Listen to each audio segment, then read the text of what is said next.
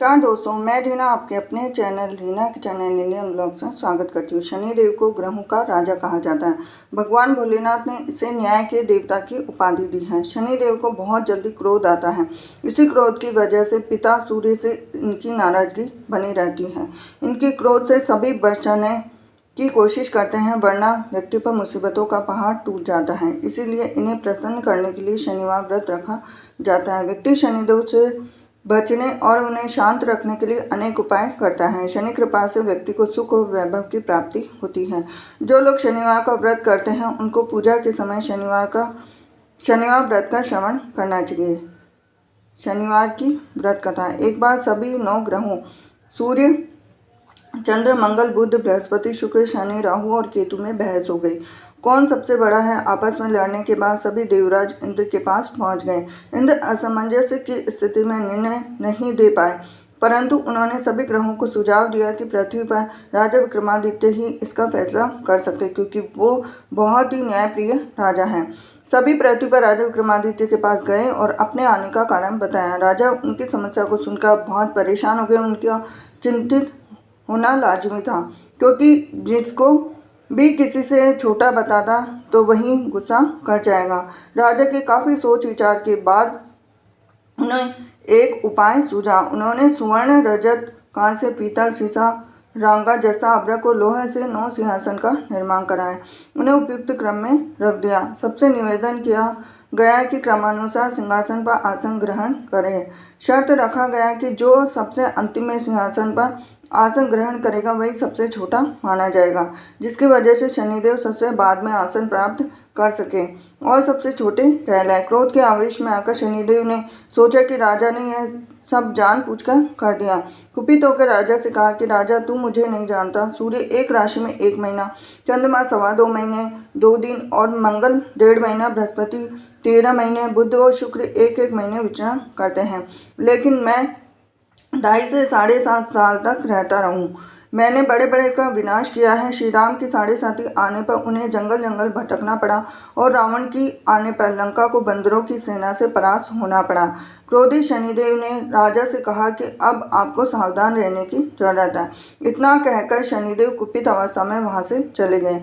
समय गुजरता गया और काल चक्र का पहिया घूमते हुए राजा की 7.5 आ ही गई। तब शनिदेव घोड़ों का सौदागर बनकर राजा के राज्य में गए। उनके साथ अच्छे नस्ल के सारे घोड़े थे। जब राजा को सौदागर के घोड़ों का पता चला तो अश्वपाल को अच्छे घोड़े खरीदने के लिए भेजा। अश्वपाल ने अच्छे घोड़े खरीदे और इसके अलावा सौदागर ने उपहार स्वरूप एक सर्वोत्तम नस्ल के घोड़े की राजा की सवारी हेतु दिया। राजा विक्रमादित्य जैसे ही उस घोड़े पर बैठे वह सरपट वन की ओर भागने लगा। जंगल के अंदर पहुंचकर वह गायब हो गया और भूखा प्यास की स्थिति में राजा जंगल में भटकते रहे। अचानक उन्हें एक ग्वाला दिखाई दिया जिसने राजा की प्यास बुझाई। राजा ने प्रसन्नता में उसे अपनी अंगूठी देकर नगर की तरफ चले गए। वहाँ एक सेठ की दुकान पर पहुंचकर उन्होंने जल पिया और उनका नाम बीका बताया। भाग्यवश उस दिन सेठ की खूब आमदनी हुई। सेठ खुश होकर उन्हें अपने साथ लेकर आया।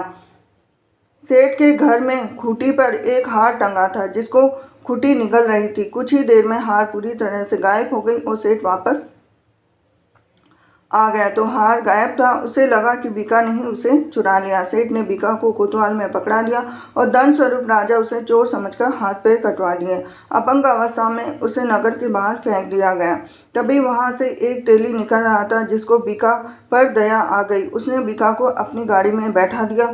बीका अपनी नाभि से जीभ से बैलों को हाँकने लगा। कुछ समय पश्चात राजा की शनि दशा समाप्त हो गई। वर्षा काल आने पर बीका मल्हार गाने लगा। एक नगर की राजकुमारी मन भावनी ने मल्हार सुनकर मन ही मन प्रण कर लिया कि जो भी इस राग को गा रहा है वो उसी से ही विवाह करेगी। उन्होंने दासियों को खोजने के लिए भेजा, परंतु वापस आकर उन सभी ने बताया कि वह एक अपंग आदमी है।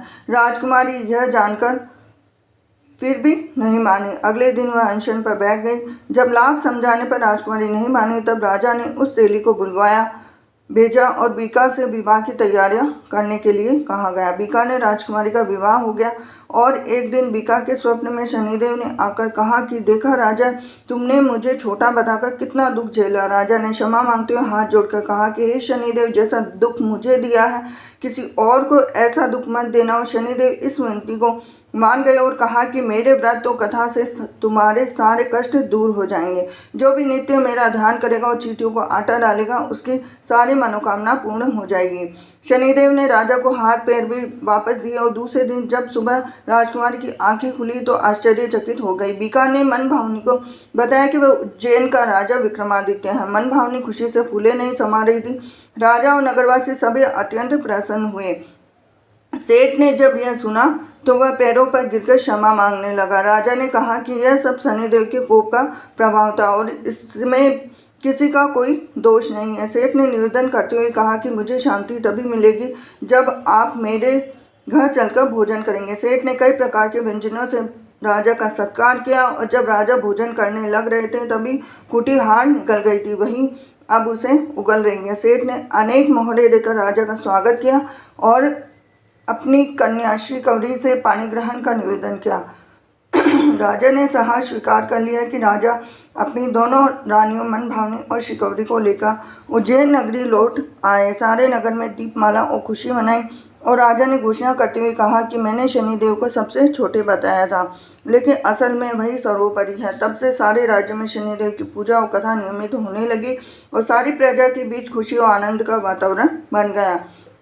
शनिदेव के व्रत की कथा को जो भी सुनता और पढ़ता है उसके सारे दुख दूर होते हैं। तो ये थी आज की शनिदेव की व्रत कथा। हरे कृष्ण।